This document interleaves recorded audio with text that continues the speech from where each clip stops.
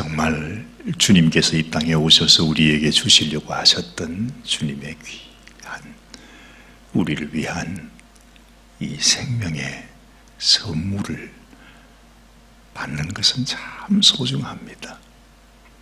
주님은 똑같이 우리 모든 인생들에게 주님의 그 선물을 주기를 원하셨습니다. 그 선물은 다름 아닌 자신의 생명이었죠. 그 생명은 곧 자신을 보내신 하나님께서 우리에게 보내는 선물이었습니다. 그런데 하나님이 주시는 이 선물을 받는 사람이 있는가 하면 받지 않는 사람이 있습니다.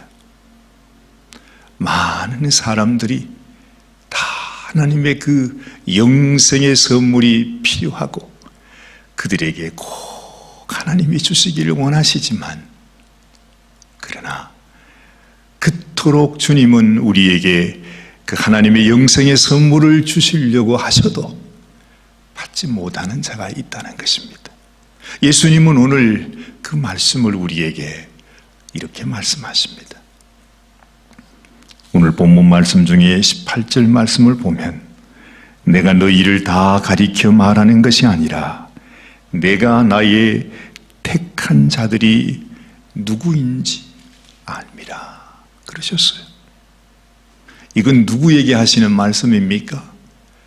지금 예수님께서 자신의 12 제자들 앞에서 마지막으로 이제는 참으로 주님이 죽음으로 가셔야 하는 바로 그날 밤이었습니다. 이제 제자들에게 마지막으로 남기는 말씀입니다. 주님은 내가 택한 자가 누구인지 안다 말씀하셨어요. 참 가슴 아픈 사실은 당신의 제자들을 위해서 생명을 부어주는 지금 그날 밤, 이제 마지막, 정말 주님께서 나의 생명, 나의 피, 나의 살을 다 이제 이 제자들에게 주셔야 하는 그날 밤이에요. 주님께서 무언가 정말 그 밤에 이 제자들에게 확증하기를 원하는 것입니다. 뭘 확증하는 것입니까? 네가 진정 나의 사람인가? 아니면 나의 사람이 아닌가? 무슨 말인고 하니? 여러분, 오늘 이 요한복음 13장은 이렇게 시작하지 않습니까? 유월절 전에 예수께서 자기가 세상을 떠나 아버지께로 돌아가실 때가 이른 줄 알았다. 마지막 밤이니까요. 그러면서 주님은 자기 사람들을 끝까지 사랑하셨다 말씀하십니다. 이 말씀 속에는 예수님의 12 제자뿐만 아니라 아마도 우리도 포함이 되어 있을 것입니다. 이 세상의 모든 사람들, 주님께로 나오기를 원하는, 주님의 말씀을 듣고 주님의 말씀을 믿고 우리 주님께서 하나님이 보내신 하나님의 아들이심을 믿음으로 주님께 나오는 그 모든 사람들을 향해서 내가 너희를 위해 나의 생명을 부어준다 하는 그 말씀을 확증하고 계신 것입니다. 주님은 이토록 우리 인생들을 향해서 내가 나의 생명을 주노라, 내가 너희를 끝까지 사랑하리라. 주님이 그 확증을 하는 그 순간에 너무 안타깝게도 2절 말씀을 보시면 마귀가 벌써 시몬의 아들 가롯 유다의 마음에 예수를 팔려는 생각을 넣었다 그래요. 여러분, 예수님께서는 이미 아셨어요. 이 가롯 유다의 마음속에 마귀가 역사하고 있는 것을 주님은 아셨어요. 그러나 주님은 끝까지 그들을 사랑하셨습니다. 사랑하기를 원하셨습니다. 그래서 주님께서 지금 이 제자들 앞에서 마지막으로 자신의 그 마음을 보여줬습니다. 오늘 4절 말씀 보십시오. 저녁 잡수시던 자리에서 일어나 겉옷을 벗고 수건을 가져다가 허리에 두르시고 이에 대야에 물을 담아 제자들의 발을 씻기시고 그 두르신 수건으로 씻기기를 시작했다 말합니다. 예수님께서 제자들의 발을 씻어주는데 한 사람 가롯유다의 발도 주님은 씻으셨어요. 한 사람도 빠짐없이. 그러면서 주님은 끊임없이 마음속에 유다야, 나는 너를 사랑한다. 나는 너를 위해 나의 생명 주기를 원한다. 나는 너를 위해 피 흘려 주기를 원한다. 내가 너의 발을 씻고 있다. 그러면서 주님은 끊임없이 주님을 버리고 주님을 배반하고 주님을 죽음에 내어주려고 하는 그 영혼을 향해서 주님은 변함없이 우리 주님의 사랑을 나타내주고 있는 것입니다. 지금도 마찬가지입니다. 여러분, 우리가 주님 앞에 나와 예배하고 있고 주님을 섬긴다고 말하지만은 그러나 우리 마음속에 뭐가 있는지는 우리는 알지 못해요. 가롯유다도 12제자들과 함께 있었지만 그 제자들 가운데 어느 누구도 가롯유다가 좀 이상하다, 아니 가롯유다가 좀 삐졌다, 가롯유다가 아마 예수님을 배반한 것 같다, 그렇게 생각하는 사람은 아무도 없었어요. 내 마음속에 마귀가 내 속에 들어가서 역사하는 것, 그건 사람은 느낄 수 없는 거예요. 아마 자기 자신도 그걸 깨달을 수 없을 정도로 이 악한 마귀의 괴계는 얼마나 간교한지 몰라요. 주님은 이런 우리 인간의 연약함을 아시면서도 당신의 사랑을 부어주기를 원하셨고 끝까지 그들을 사랑해 주기를 원하셨지만 너무 안타까운 것은 그 주님의 그 파도 같은 사랑, 주님의 그 사랑 앞에서 우리의 인생이 그 마귀의 간교한 괴계 앞에 그냥 쓰러져 버리더라 하는 것입니다. 예수님의 그 음성을 들으면서 예수님께서 친히 자신의 발을 씻어주시는 그 모습을 보면서도 주님 앞에 돌아오지를 못해요. 언제나 주님은 우리를 향해서 마음을 여시고 계십니다. 돌아오기를 원하세요. 그런데 우리 마음속에 너무너무 안타깝게도 이건 주님이 아시는 거잖아요. 주님만이 판단하는 거잖아요. 너는 나의 사람이 아니구나 하는 것을 주님께서 정하게 되는 것입니다. 지금 오늘 이 아침에도 주님이 우리를 보면서 너는 나의 사람이냐, 너는 마귀의 사람이냐, 그걸 누가 판단하십니까? 이 세상은 아무도 판단할 자가 없어요. 나 자신도 나를 몰라. 그러나 주님은 아세요. 여러분, 이게 소중해요. 유다만 넘어졌나요? 아니에요. 다른 제자들도 다 넘어졌어요. 아니면 오히려 유다보다도 더 참혹하게 넘어진 자가 사실은 베드로였잖아요. 그런데도 그 마음을 주님이 아신다는 것입니다. 네가 나의 사람이냐, 아니면 마귀의 사람이냐, 네가 나에게로 오는 자인가, 아니면 마귀가 주는 그 생각을 따라 마귀가 이끄는 대로 가는 자인가. 너무나 많은 성도들 가운데서도 우리가 보기에는 하나님을 함께 섬기는 성도님들이 다 함께 합니다. 그러나 우리는 우리 속을 알지 못해요. 분명히 주님을 섬기고 있고 주님을 예배하고 있고 주님을 찬양하고 주님께 기도하고 있는데도 그 마음속에는 예수님의 사람이 아닌 사람이 있더란 말입니다. 누구이겠습니까? 우리는 알지 못하죠. 그러나 주님이 우리를 보실 때 베드로는 주님께서 이미 베드로가 넘어질 줄, 자신을 배반하실 줄 너무나 분명히 알고 있었어요. 그래서 오늘 요한복음 13장 마지막 말씀이 이렇게 주님은 말하지 않습니까? 베드로는 예수님께 이렇게 말했습니다. 베드로가 가로되 주여, 내가 지금은 어찌하여 따를 수 없나이까? 주를 위하여 내 목숨을 버리겠나이다. 이렇게까지 베드로는 예수님께 약속을 했습니다. 그런데 예수님이 말씀하시기를 네가 나를 위하여 내 목숨을 버리겠느냐? 내가 진실로 진실로 내게 이르노니 닭 울기 전에 네가 3번 나를 부인하리라. 주님은 너무나 분명하게 알고 있었어요. 베드로가 예수님을 배반하는 사람인 것을 알고 있었어요. 그런데도 예수님은 말씀하십니다.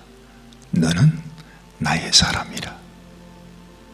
그런데 유다를 향해서는 그는 마귀라 그렇게 말하잖아요. 무엇이 다를까요? 내 마음속에 주님은 우리의 마음 중심을 보시는 분입니다.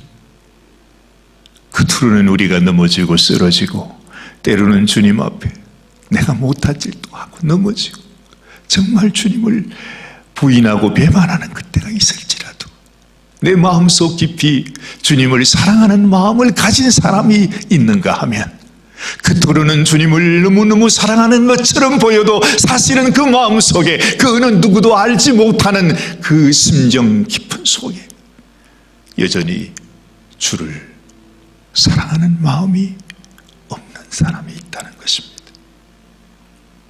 목사도 속일 수 있고 성도들도 속일 수 있고 이 세상의 모든 사람은 다 속일 수 있지만 예수님은 속일 수가 없잖아요.